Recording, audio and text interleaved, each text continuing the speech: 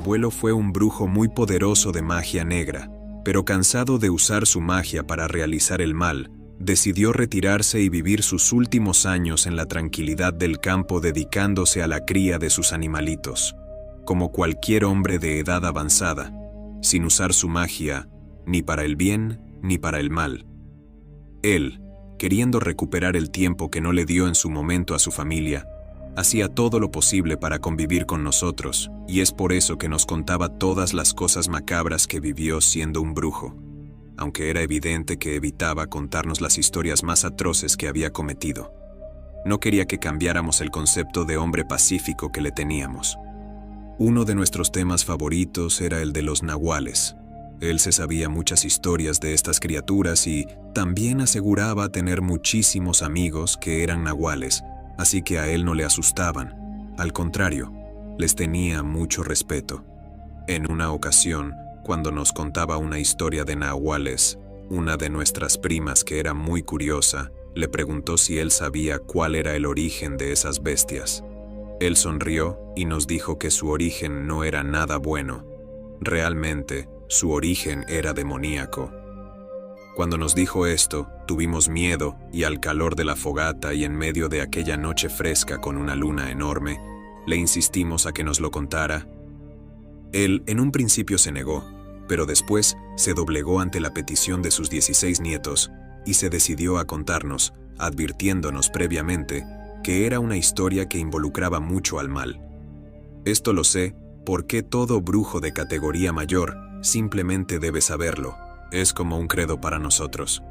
Aunque hacemos un juramento para guardar ciertos secretos oscuros, hoy en día ya no me importa y solo quiero esperar en paz el momento de mi muerte, dijo mi abuelo de forma resignada. Después, le dio un jalón a su pipa y luego comenzó con la historia. Todo comenzó en un pueblo llamado San Fernando Excan. Ese sitio estaba rodeado con imponentes montes donde abundaban todo tipo de plantas, así como animales peligrosos. Sin embargo, lo que más causaba temor entre sus habitantes era que allí habitaba un viejo brujo, y conste que cuando se dice que era muy poderoso, para nada era una exageración, pues hasta los mismos brujos le llamaban Don Favo, porque decían que era el favorito del diablo. La gente le tenía mucho miedo a aquel anciano.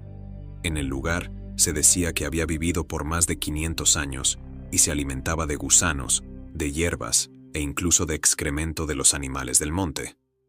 Don Favo era muy poderoso, pero para aquel entonces estaba, al igual que yo, retirado y ya no tenía en mente utilizar más de su magia para cualquiera de los bandos.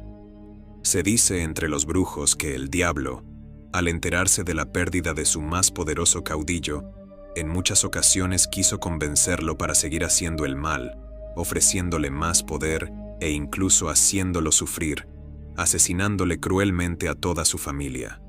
Pero el señor valientemente aguantaba todo aquel acoso, y es por eso que decidió vivir solo en el monte como un ermitaño, evitando cualquier contacto con las personas.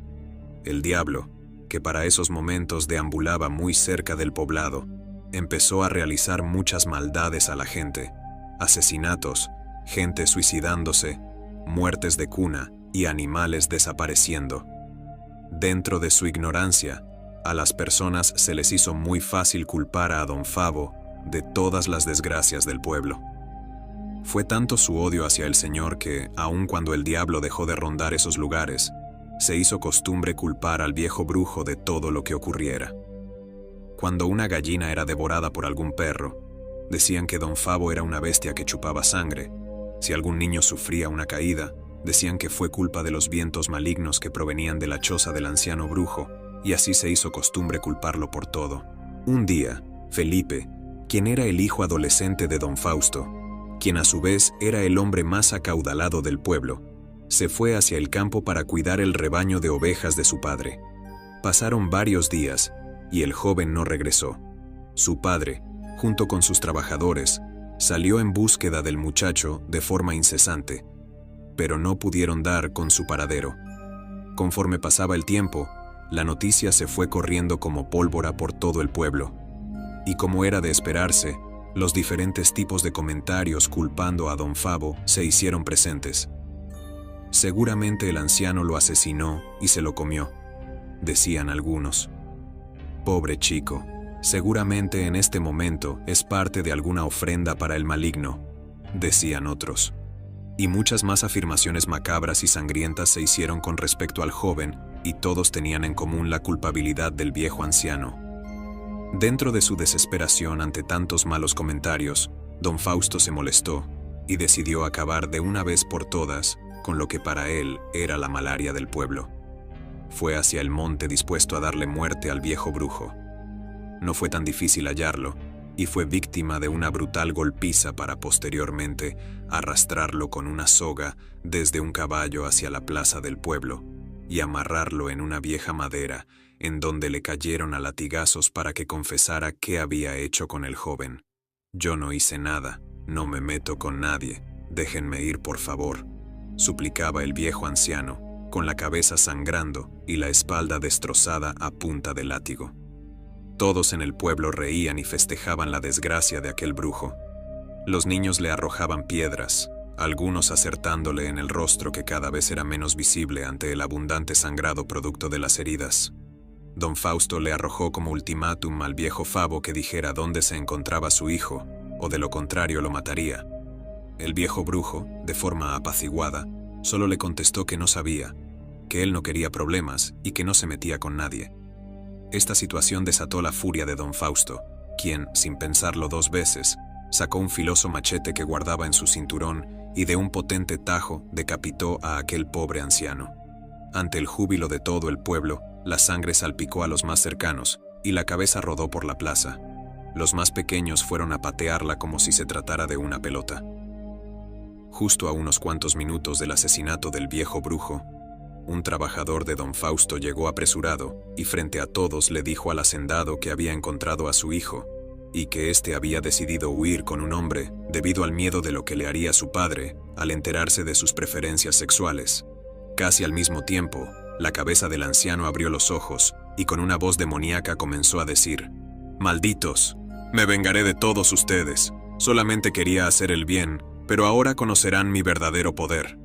Al ver eso, el sacerdote del pueblo tomó la cabeza, la metió en una bolsa y la llevó hacia la iglesia para remojarla en agua bendita. En ese momento, el cielo se nubló como nunca nadie había visto y un gran aguacero cayó, acompañado de unas potentes ráfagas de viento que aporreaban tanto a niños como adultos contra árboles y muros de piedra, asesinando instantáneamente de forma cruel a más de uno. La mayoría de la gente logró huir despavorida hacia sus casas. Esa noche nadie durmió. Se dice que durante toda la noche unos lamentos macabros vinieron de la plaza donde habían asesinado al brujo. Los más valientes y curiosos que lograron mirar desde sus ventanas lo que estaba ocurriendo, decían que aquellos lamentos eran producto del llanto del diablo, quien abrazaba el cuerpo decapitado del brujo y lloraba por haber perdido al más poderoso de sus hijos.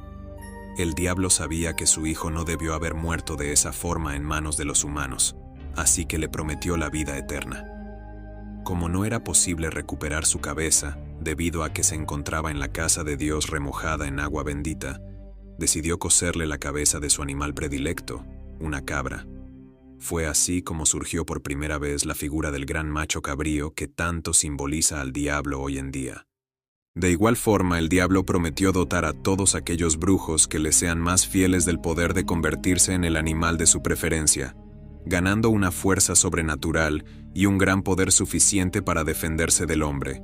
Y fue así como surgió el primer nahual, que fue aquel anciano de don Favo y que de noche se convertía en un gran nahual con forma de cabra, y que poco a poco comenzó a asesinar a la gente del poblado a manera de venganza, hasta que por último asesinó al padre para recuperar su cabeza, aunque se dice que nunca pudo encontrarla.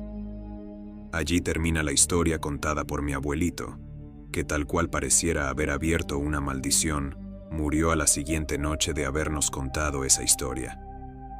No podemos decir que tuvo una muerte pacífica como él quiso, porque cuando fue encontrado muerto tenía los ojos completamente abiertos y una expresión de horror dibujada en su rostro.